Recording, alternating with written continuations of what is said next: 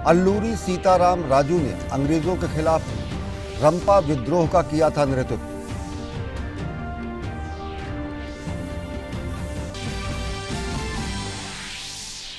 और खेलों के महाकुंभ का टोक्यो में आज होगा औपचारिक समापन। ओलंपिक में भारत का 7 पदकों के साथ अब तक का सर्वश्रेष्ठ प्रदर्शन।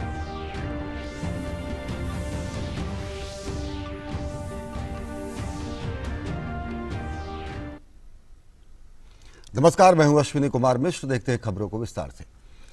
मध्य प्रदेश के गुना जिले के बमहोरी गांव में बाढ़ में फंसे लगभग 150 लोगों को एयरलिफ्ट करके राजस्थान के छाबड़ा ग्राम में रुकवाया गया है। मुख्यमंत्री शिवराज सिंह चौहान ने वीडियो कॉल कर ग्रामीणों से बात कर उन्हें ढांढस बंधाया और उनके समुचित व्यवस्था सुनिश्चित किए जाने का भरोसा भी दिया। इसके अलावा मुख्यमंत्री ने बाढ़ को लेकर बनी टास्क फोर्स की बैठक में कहा कि पहली प्राथमिकता बाढ़ से क्षतिग्रस्त मकानों, मलबे के ढेर को साफ करने, स्वच्छ पेयजल की व्यवस्था, रोग न फैलने देने, बिजली व्यवस्था ठीक करने और प्रभावित लोगों को अनाज और भोजन उपलब्ध कराने की है। इसके साथ ही सभी संबंधित अधिकारी, मंत्री और सामाजिक संगठन व्यवस्थाएं सुनिश्चित करें। शिवराज सिंह चौहान ने कहा कि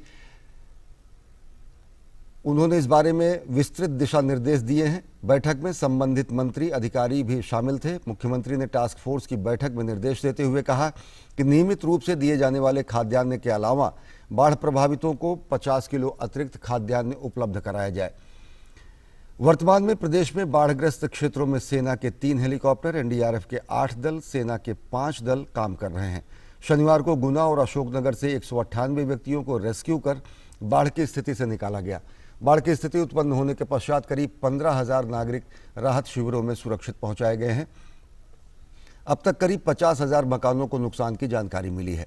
इंदौर से 22 मशीनें श्योपुर कला भेजी गई हैं।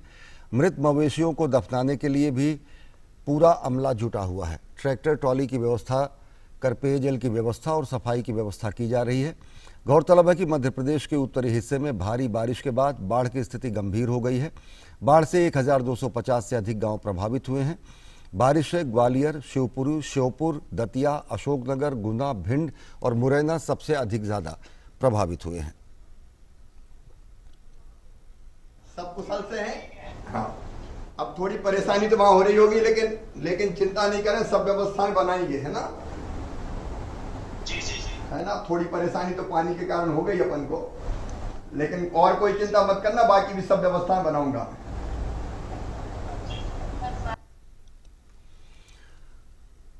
राजस्थान में भी बाढ़ की स्थिति गंभीर होने लगी है। धौलपुर में चंबल नदी खतरे के निशान से ऊपर बह रही है और इसकी वजह से नदी किनारे बसे गांव में बाढ़ का खतरा मंडराने लगा है, जबकि हाड़ौती का इलाका अब भी पानी में डूबा हुआ है।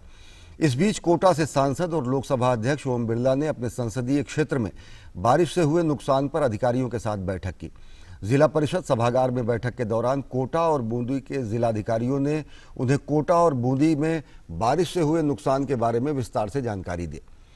कोटा जिले में पिछले 7 दिनों में हुई बारिश के कारण नदी और नालों का जलस्तर बढ़ गया है। बैठक में ओम बिरला ने अधिकारियों को निर्देश दिए कि वे फसलों को हुए नुकसान और टूटे हुए मकानों का सर्वे कराएं और इसके बाद जल्द से जल्द प्रभावितों को मुआवजा दिलाएं। बारिश से टूटी हुई सड़कों की मरम्मत, बिजली सप्लाई, स्वास्थ्य संबंधी सुविधाएं समेत जनजीवन सामान्य बनाने के सभी जरूरी कदम उठाने के भी निर्देश दिए गए हैं।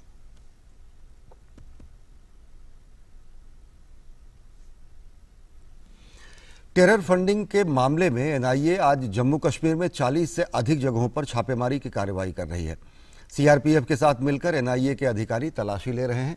आज सुबह से डोडा, बडगाम, किश्तवाड़, रामबन, अनंतनाग, गांदरबल, शोपिया, राजौरी समेत कुछ जिलों में तलाशी अभियान चलाया जा रहा है। हाल के दिनों में एनआईए ने 2 अलग अलग मामलों में अलग अलग जगहों पर तलाशी ली थी और कुछ लोगों को गिरफ्तार भी किया था।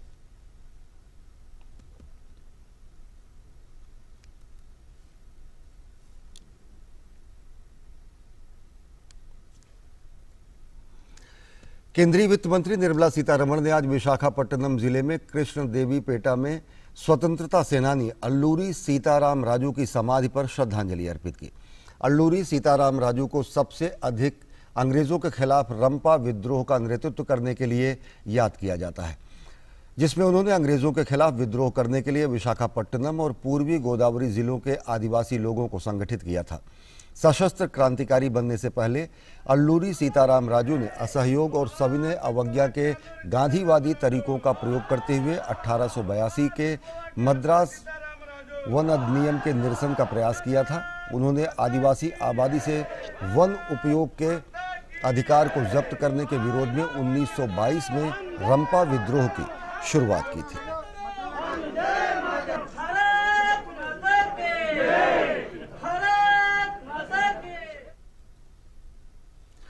भाजपा अध्यक्ष जेपी नड्डा आज आगरा में हैं। यहां वे पहले पार्टी कार्यकर्ताओं के साथ बैठक कर रहे हैं और इसके अलावा जेपी नड्डा कोरोना वॉरियर्स के सम्मेलन को भी संबोधित करेंगे। दरअसल यूपी में अगले साल होने वाले विधानसभा चुनाव की तैयारियों के सिलसिले में भाजपा अध्यक्ष कल ही लखनऊ पहुंचे थे, जहां उन्होंने पार्टी कार्यकर्ताओं से बैठक की थी।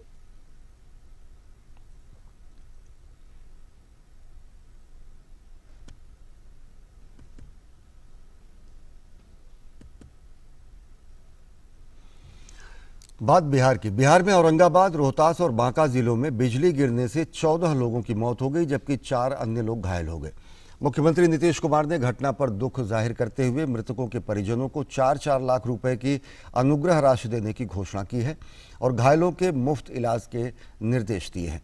इस बीच मौसम विभाग की ओर से चेतावनी जारी की गई है कि बिहार के अलग अलग हिस्सों में अगले 48 घंटे में भारी बारिश और बिजली गिरने की घटनाएं हो सकती हैं। लोगों को सलाह दी गई है कि वे इस प्राकृतिक आपदा की आशंका के समय घरों में ही रहें।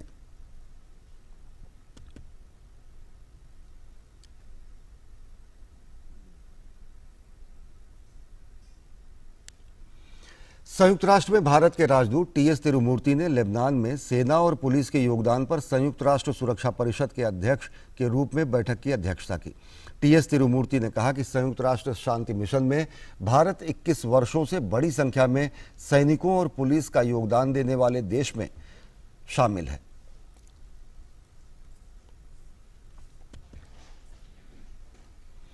राजधानी दिल्ली में कोरोना के मामलों में कमी होने पर 9 अगस्त से सभी साप्ताहिक बाजार खोले जाएंगे।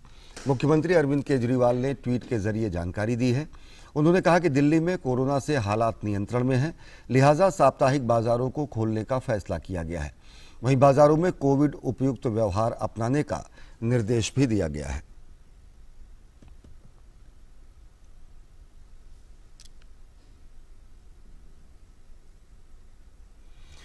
केरल में सरकार ने 11 अगस्त से शॉपिंग मॉल खोलने का फैसला किया है। केरल के मुख्यमंत्री पिनाराई विजयन ने ऐलान करते हुए कहा कि सुबह 7 बजे से रात 9 बजे तक शॉपिंग मॉल सोमवार से शनिवार तक खोले जा सकेंगे। हालांकि इसके लिए कोरोना के नियमों का कड़ाई से पालन किया जाएगा।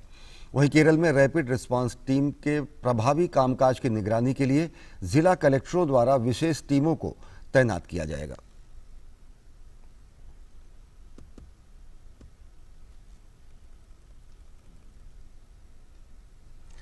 मणिपुर में कोरोना के मामलों पर अंकुश लगाने के लिए मिनी कंटेनमेंट जोन बनाने के निर्देश दिए गए हैं। मणिपुर में शनिवार को हुई कैबिनेट की बैठक में सरकार ने बड़ा फैसला लेते हुए कहा कि लोगों की आजीविका को फिर से शुरू करने के लिए लॉकडाउन और कर्फ्यू हटाया जा रहा है। राज्य सरकार ने डेल्टा वेरिएंट के बढ़ते खतरे को देखते हुए लॉकडाउन लगाया था।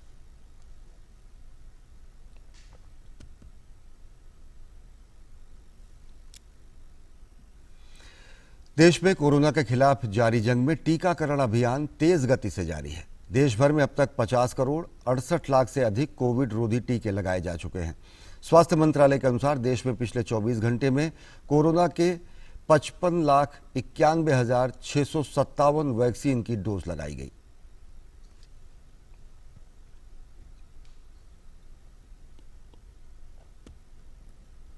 देश में कोरोना वायरस के दैनिक मामलों में लगातार गिरावट दर्ज की जा रही है।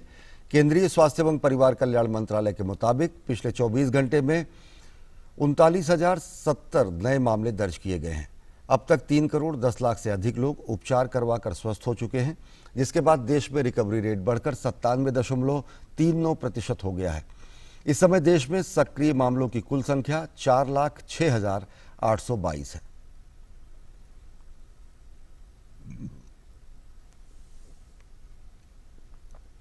वहीं भारतीय चिकित्सा अनुसंधान परिषद के अनुसार भारत में कुल कोरोना के लिए अब तक 17,22,221 सैंपल टेस्ट किए गए हैं। वहीं कल तक 48,39,185 सैंपल भी अब तक टेस्ट किए जा चुके हैं। भारत छोड़ो आंदोलन की आज 79वीं वर्षगांठ है। 1942 में आज ही के दिन राष्ट्रपिता महात्मा गांधी ने देश से अंग्रेजों को निकालने के लिए करो या मरो का आह्वान किया था। यह आंदोलन मुंबई में गोवालिया टैंक से शुरू हुआ। प्रत्येक वर्ष ये दिन अगस्त क्रांति दिवस के रूप में मनाया जाता है। संस्कृति मंत्री जी किशन रेड्डी आज इस अवसर पर भारत छोड़ो आंदोलन प्रदर्शनी का उद्घाटन करेंगे।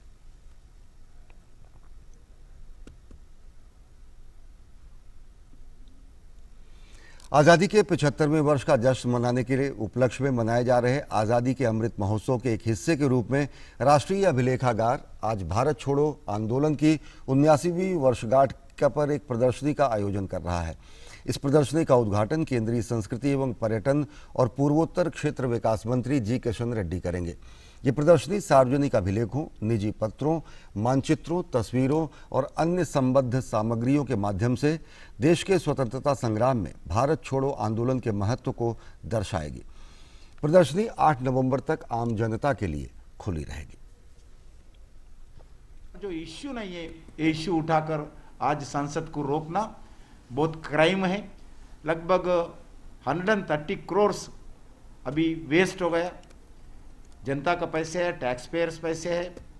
पार्लियामेंट में पूरे पॉजिटिव डिस्कशन होना चाहिए, प्रोडक्टिविटी होना चाहिए और देश के हित के लिए जो भी समस्या है उसको उठाना चाहिए। देश के प्रधान न्यायाधीश ने आज कानूनी सेवा संबंधी लीगल सर्विसेज ऐप की शुरुआत की। उन्होंने राष्ट्रीय विधिक सेवा प्राधिकरण का विजन और मिशन स्टेटमेंट भी जारी किया। इस मौके पर प्रधान न्यायाधीश जस्टिस एनवी रमन्ना ने कहा कि विशेषाधिकार युक्त और वंचितों के बीच न्याय की पहुंच की खाई को पाटना अनिवार्य है। जीएमआर ग्रुप की कॉरपोरेट सोशल रिस्पांसिबिलिटी शाखा जीएमआर वीएफ ने 92.7 बिग एफएम के साथ मिलकर दिल्ली में ऐसे गरीब और दलित महिलाओं के और उनके परिवारों की मदद के लिए अनूठा अभियान चलाया है और इस अभियान का नाम है उम्मीद के पहिए। इसके तहत कोविड-19 महामारी के दौरान अपनी रोटी कमाने वाले व्यक्ति को खोने वाले के लिए विशेष इंतजाम करने की बात कही गई है। अभियान उम्मीद के पहिए के तहत ऐसी 100 गरीब महिलाओं की पहचान की गई है और उन्हें ठेले प्रदान किए गए हैं। इन प्रभावित परिवारों द्वारा इन ठेलों का उपयोग फल, सब्जियां, फास्ट फूड, चाय आदि बेचने और आजीविका कमाने के लिए किया जा सकता है। दिल्ली के न्यू मोती बाग में my handloom my pride expo का आयोजन किया गया है। देश भर के अलग अलग हिस्सों से आए हुए बुनकर इसमें हिस्सा ले रहे हैं। इतना ही नहीं, राष्ट्रीय पुरस्कार और पद्मश्री बुनकरों के उत्पाद भी यहां आकर्षण का केंद्र बने हुए हैं। इस प्रदर्शनी का वस्त्र सचिव यूपी सिंह ने उद्घाटन किया। पेश है हमारे संवाददाता गिरीश निशाना की खास रिपोर्ट। दिल्ली के न्यू मोती बाग में जीपीआरए कॉम्प्लेक्स के new Moti Bagh club house में my handloom my pride expo का आयोजन किया गया। इस एक्सपो का वस्त्र मंत्रालय के सचिव उपेंद्र प्रसाद सिंह ने शनिवार को उद्घाटन किया। प्रदर्शनी स्थल यानी न्यू मोती बाग के जीपीआरए कॉम्प्लेक्स में 500 से ज्यादा वरिष्ठ अधिकारी रहते हैं, जिन्हें एक ही छत के नीचे देश के अलग अलग हिस्सों की सर्वश्रेष्ठ हथकरघा देखने को मिलेगी। यहाँ पे काफ़ी जो प्रोड्यूसर कंपनीज हैं या जो नेशनल अवार्डीज हैं हैंडलूम में, वो अपना प्रोडक्ट लेके आए हैं, क्योंकि ये ऐसी कॉलोनी है जहाँ पे 500 के आसपास से बहुत ही सीनियर ऑफिसर्स भी रहते हैं।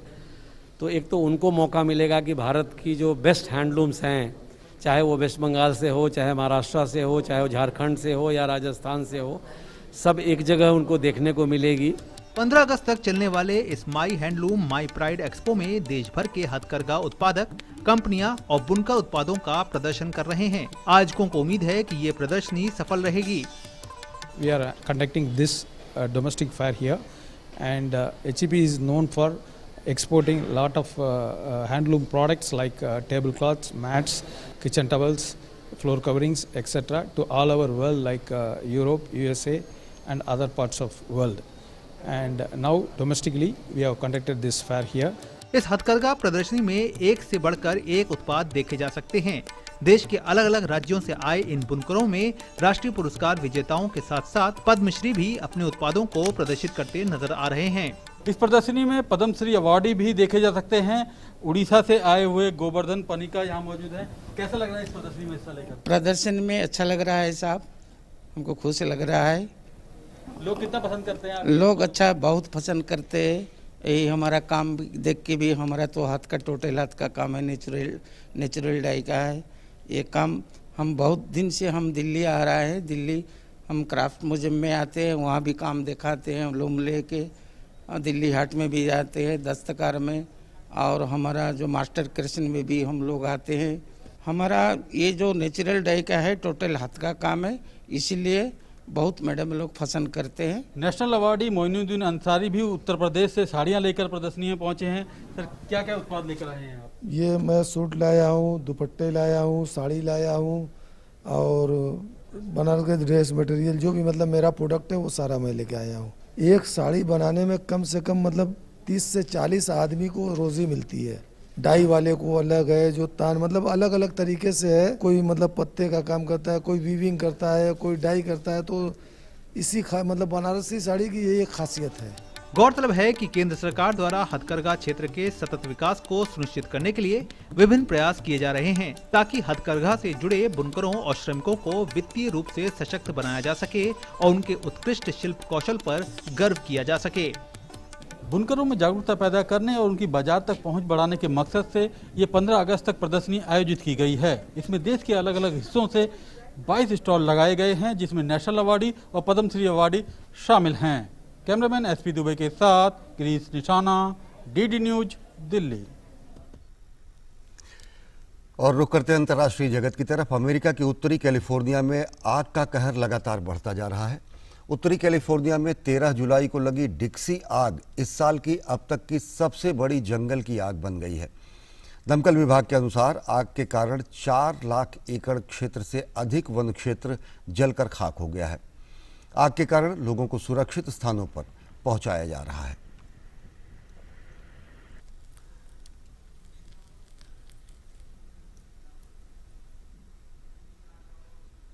वहीं यूरोपीय देश ग्रीस के जंगलों में लगी आग भी बेकाबू होती जा रही है। अब तक आग की वजह से 2 लोगों की मौत की भी खबर है, जबकि 6 इलाकों को हाई अलर्ट पर रखा गया है। लोगों से अपने घरों को छोड़ने का आग्रह किया जा रहा है। दमकल कर्मियों के अनुसार तेज हवाओं की वजह से आग तेजी से फैल भी रही है। अफगानिस्तान की एयरफोर्स की ओर से की गई एयर स्ट्राइक में 54 तालिबान आतंकवादी मारे गए हैं। वहीं एयर स्ट्राइक में 23 लोग घायल भी हुए हैं। अफगानिस्तान के रक्षा मंत्रालय ने कहा है कि हवाई हमले में भारी मात्रा में विस्फोटक सामग्री को भी नष्ट कर दिया गया है।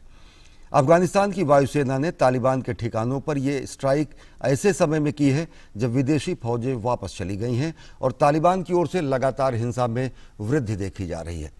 तालिबान ने अफगान बलों और नागरिकों पर लगातार हमले जारी रखे हैं। ऐसे में अब अफगान वायुसेना ने मोर्चा संभाल लिया है। पिछले कुछ हफ्तों में तालिबान ने देश के पूर्वोत्तर प्रांत तखर सहित अफगानिस्तान के कई जिलों पर कब्जा कर लिया है।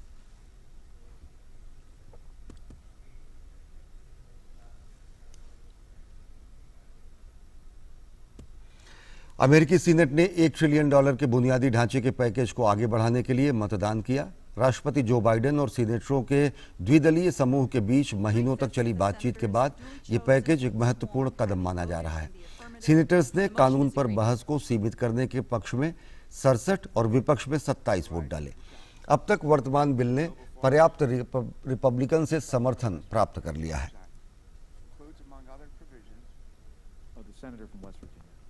Is this bill perfect? No. No compromise legislation ever is. But it will make a big difference in modernizing our country's infrastructure. On this vote, the yeas are 67, the nays... और खेलों के महाकुंभ टोक्यो ओलंपिक का आज समापन समारोह है। समापन समारोह से पहले ओलंपिक में कुछ प्रतियोगिताओं के फाइनल मैचों का आज आयोजन हो रहा है। भारतीय समयानुसार शाम 4:30 बजे समापन समारोह शुरू होगा। समापन समारोह के दौरान तिरंगे के साथ पहलवान बजरंग पुनिया भारतीय दल का नेतृत्व करेंगे। आज भारत का कोई मुकाबला नहीं है। इसके बाद टोक्यो में अब 24 अगस्त से लेकर 5 सितंबर के बीच पैरालंपिक प्रतियोगिताओं का आयोजन होना है।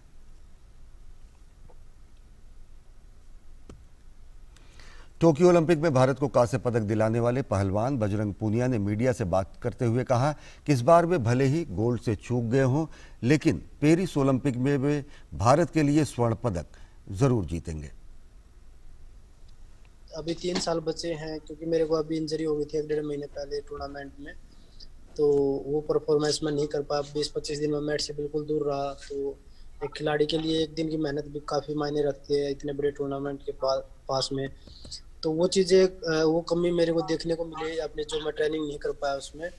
और अभी 3 साल बचे हैं तो बहुत कम समय है, उसके बीच में कॉमनवेल्थ गेम्स, एशियन गेम्स है, तो मैं बहुत ज़्यादा मेहनत करूँगा उस चीज़ के लिए और देशवासियों को दोबारा से पेरिस में एक दोबारा से खुशी का मौका देने की पूरी कोशिश करूँगा कि भाई मैं उस टाइम गोल्ड के साथ देशवासियों को खुशी दूँ। हिंदी समाचारों के इस बुलेटिन में फिलहाल इतना ही। देश और दुनिया की ताज़ा तरीन खबरों के लिए देखते रहिए डीडी न्यूज़। नमस्कार।